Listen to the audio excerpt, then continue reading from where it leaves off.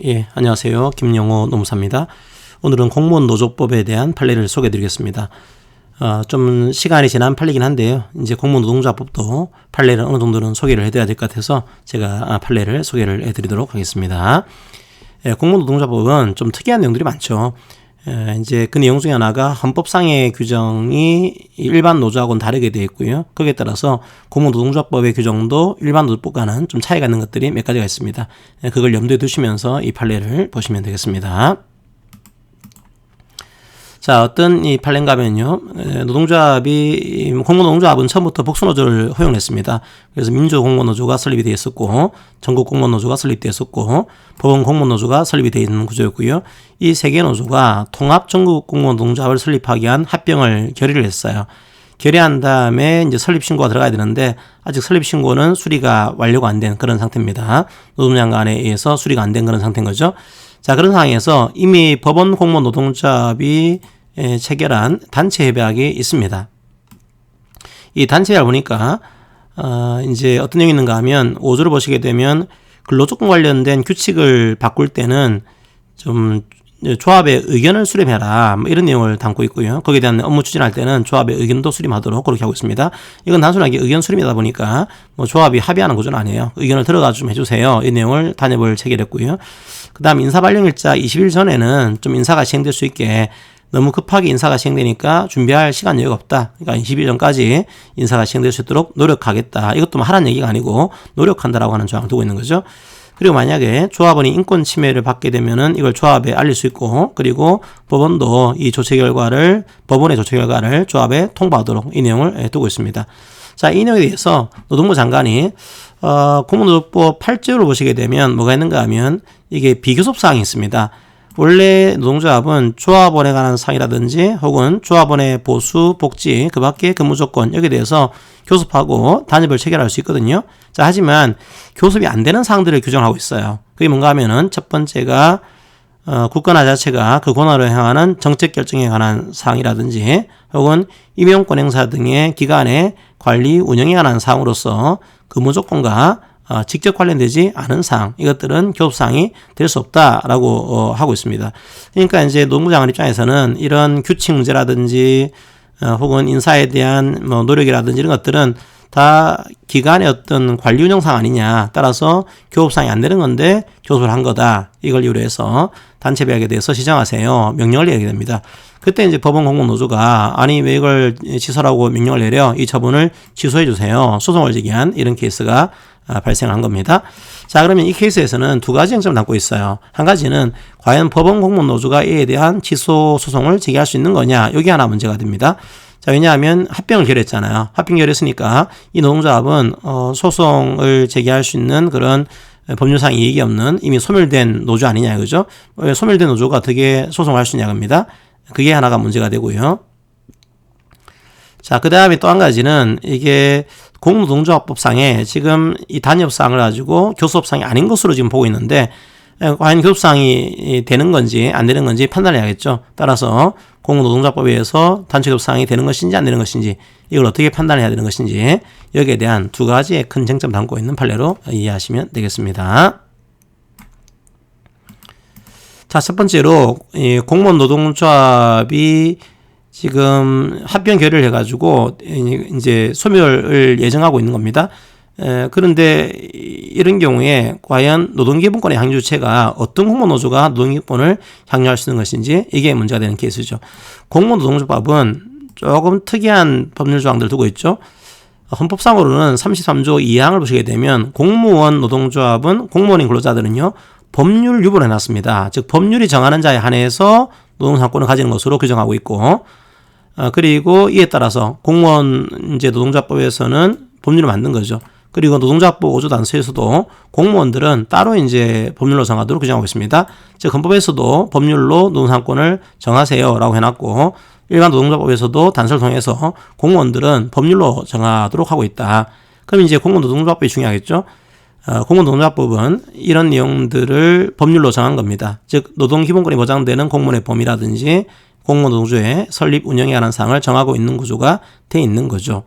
자, 그러면 이런 세 가지의 중요한 헌법, 노동조합법 5조 단서, 공무원 노조법 이제 3조 1항 내용들을 종합 고려하게 되면 공무원으로 저입된 근로단체는요, 어디까지나 공무원 노동조합법에 따라서 설립된 노동조합인 경우, 그러니까 이 경우에 한해서만 노동기업권의 향유주체가 될 수 있는 구조입니다.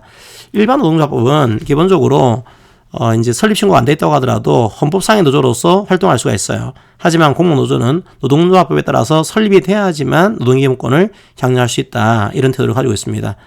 따라서 기존 공무노동조합이 만약에 새로운 공무노동조합을 설립했다 이 경우도 새로운 공무노동조합의 설립 신고가 완료가 된 설립 신고가 수리된 이런 노동조합인 경우에만 노동기업권을 향유할 수 있는 구조가 만들어집니다. 그리고 그 시기에 기존 공무노조는 소멸하는 구조가 만들어져요. 자, 지금 뭘 얘기하는가 하면 이게 노동부 장관에 의해서 설립 신고가 수리가 돼야지만 그 노조가 노동기업권에 향유할 수 있고 그런 경우에 기존 공무노조가 소멸되는 거다. 이걸 지금 판례가 얘기를 하고 있는 겁니다.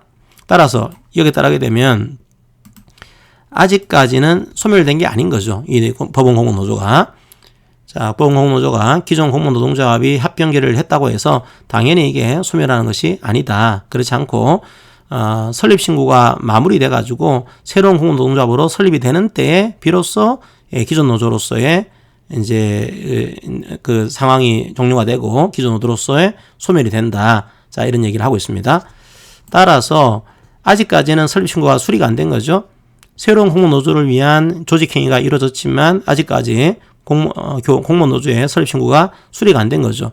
그럼 그 시점까지의 기존 공무노조는요, 소멸은 되지 않은 겁니다. 물론 소멸이 예정돼 있긴 하죠. 하지만 소멸되지는 않은 겁니다. 따라서 그 지위가 잠정적이지만 기존의 법률관계를 정리하고 청산하는 범위 안에서 필요한 범위 안에서는 공무노조로서 활동할 수 있다. 이게 우리 판례 입장이 되어 있습니다.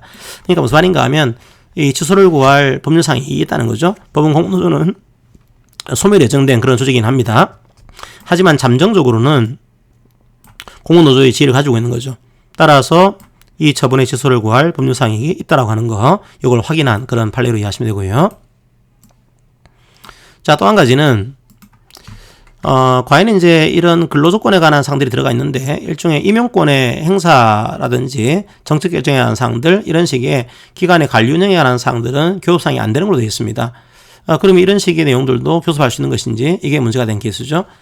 자, 이 내용을 규정하는 것이 공무노조법 8조 1항입니다. 본문에서는 노동조합에 관한 사항, 조합원의 근무조건에 관한 사항, 이것들이 교섭사항이다라고 얘기하면서도 동시에 단서에서 그 기관의 관리 운영에 관한 사항으로서 근무조건과 직접 관련되지 않은 사항은 교섭사항이 안 되는 것으로 우리 법이 정하고 있어요. 그리고 시행령 4조에서는 좀 더 구체적으로 이걸 규정하고 있습니다. 교섭사항이 안 되는 비교섭사항들을 좀 상세하게 규정하고 있는 거죠.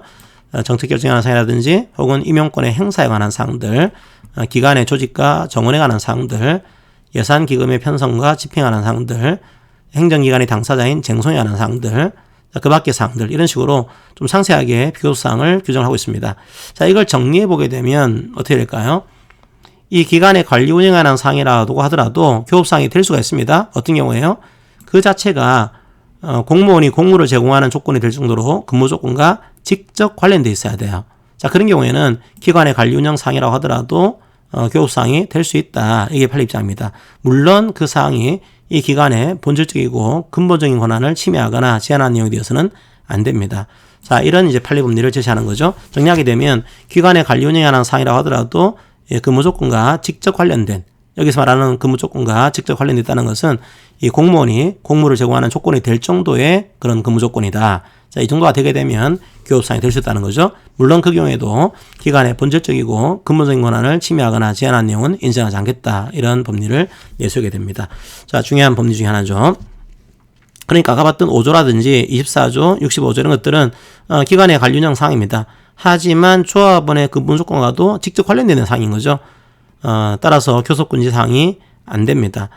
그러니까 이게 또 뭐 이 기관의 본질적인 권한을 침해하는 거냐? 그렇지 않죠. 다 노력한다, 뭐 알려준다 이런 내용이니까 기관의 본질적인 그런 권한을 침해하는 것은 아닙니다. 물론 이 판례에서는 나머지 단체배약 조항들도 상당히 많이 문제가 됩니다. 근데 나머지 사항들은 다 기관의 관리 운영하는 사항으로서 근무 조건과 직접 관련되어 있지 않았으니까 이건 비교섭사항으로 인정하겠다. 그런 판례도 얘기를 하고 있습니다. 여러분들이 교원노조라든지 공무원노동조합법은 뭐 볼기가 많지는 않죠. 그리고 여러분들이 실무를 하실 때도 관련된 그런 일을 하지 않는다면은 볼 일이 많지는 않습니다. 하지만 뭐 중요하긴 해요. 왜냐하면 대부분의 노사관계가 다른 나라도 마찬가지지만 이제 핵심적인 그런 관계 흐름들이 공공부문으로 이제 옮겨가고 있습니다. 공기업, 공공기관, 혹은 공무원, 혹은 교원들, 이분들이 노사관계에서 미치는 영향들이 상당히 크다 보니까 여러분들이 앞으로는 교노조법, 공무노동조합법도 조금 공부를 하는 것이 좋겠다, 이런 생각이 듭니다. 자, 오늘 판례 강의는 이것으로 마무리하겠습니다. 감사합니다.